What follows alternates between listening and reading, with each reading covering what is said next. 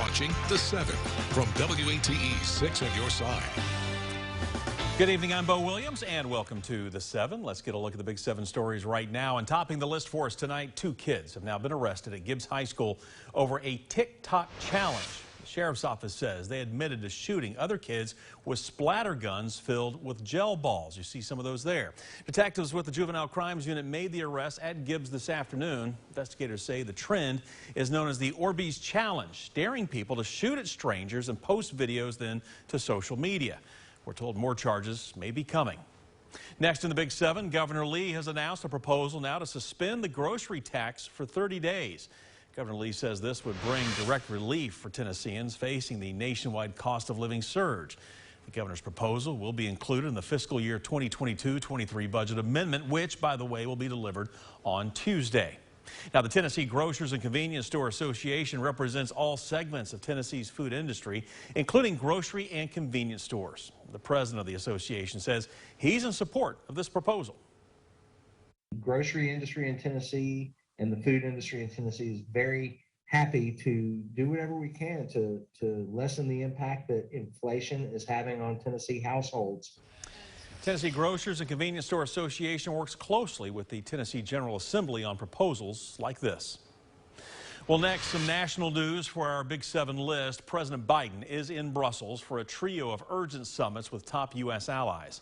This afternoon, the president announced additional sanctions against Russia, targeting Russian elites, parliament, defense firms, and the country's central bank. Now, the U.S. will also be supplying more aid for Ukraine, including welcoming Ukrainian refugees to the U.S. NATO has never been more united than it is today. Putin is getting exactly the opposite what he intended to have as a consequence of going into Ukraine. The president adding today the U.S. will respond if President Putin uses chemical or biological weapons as part of his war on Ukraine. He added he made it very clear to the Chinese president that China will face consequences as well if it provides military support to Russia. Well, back here at home, Governor Lee sharing these pictures today after pallets of medical supplies landed overseas to help Ukrainians. The governor says this was possible with the help of the Tennessee National Guard as well as the Tennessee Hospital Association. Now, the Hospital Association says healthcare organizations put 85 pallets of medical supplies together in 10 days. A second load of supplies is expected to arrive in Ukraine in the coming days. Next here in the Big 7, a 53-year-old man is convicted in the rape of a child. The Knox County District Attorney's Office says at trial, prosecutors told the jury the investigation to Eric Leto began after a conversation a third grader had with a guidance counselor. Now, the DA's office says the counselor was talking about, quote, good touches and bad touches when the child spoke up, saying she had been abused. Prosecutors also said that while awaiting trial, Leto cut off his GPS ankle bracelet. He was arrested by Border Patrol agents near the Mexico border. Prosecutors say they will ask for the maximum sentence to keep Leto behind bars for the rest of his life. And a convicted sex offender living in Hardin Valley failed to register his location as required by law. Court documents say Ronald King has been living on West Gallagher Ferry Road since at least last June. An anonymous tip leading officers to him. Records show King's original charges out of Virginia were rape of a 12-year-old and the rape of a 13-year-old. While he was in custody on those rape charges, he reportedly admitted to killing a woman in New Mexico. King was also charged with and later found guilty of first-degree murder. The only charge he is facing right now is violating the sex offender registry. All right, next up, a Tennessee bill dubbed the Hannah Eimers Memorial Tennessee Roadside Safety Hardware Act has now made it to Governor Lee's desk. The bill, sponsored by State Senator Becky Duncan Massey, specifies requirements for testing crash cushions and guardrail in terminals on public highways and roads maintained by TDOT.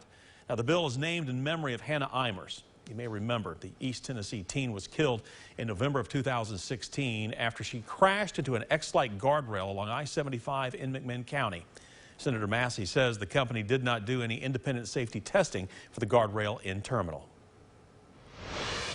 Next on the Big 7, big things are coming to Knoxville as the Big Ears Festival kicked off today. The International Music Festival is expecting around 35,000 people in attendance with a large economic impact as local businesses see many new faces now stopping by their stores and restaurants. Really important for the economic growth in our downtown, but also for Knoxville. It really highlights the creativity that we have in Knoxville from the musicians, the artists, and the makers. We're very excited about the Preservation Hall Jazz Band participating and the second line. So we're actually making some things back here in the letterpress studio for Saturday, hand-printed letterpress prints, celebrating music and love. Pioneer House owner Julie Belcher, who you just heard from, says during the festival they extend their hours and they've even hired new employees to handle the larger than normal crowds they are expecting. Rounding out the Big Seven, the Lady Vols on the road to their Sweet 16 matchup. You know, this morning, Lady Vols hosted a send-off on campus as they left for Wichita. Now, it is the first time Tennessee has advanced to the second weekend of the NCAA tournament since 2016. Head coach Kelly Harper says they are excited for the opportunity. We're going over there a little bit of an underdog, probably have a chip on our shoulder, feel like we have something to prove. I think this team has really handled that position well when we've been in that position this year. So yeah, we're going to have a lot of confidence going over there, and we're going to have a lot of fun. Harper also tells us leading scorer Jordan Horston is probably not going to be available this weekend, as it does not sound like she's ready to return from injury. Tip-off, by the way, for Saturday's game against Louisville is set for 4 o'clock.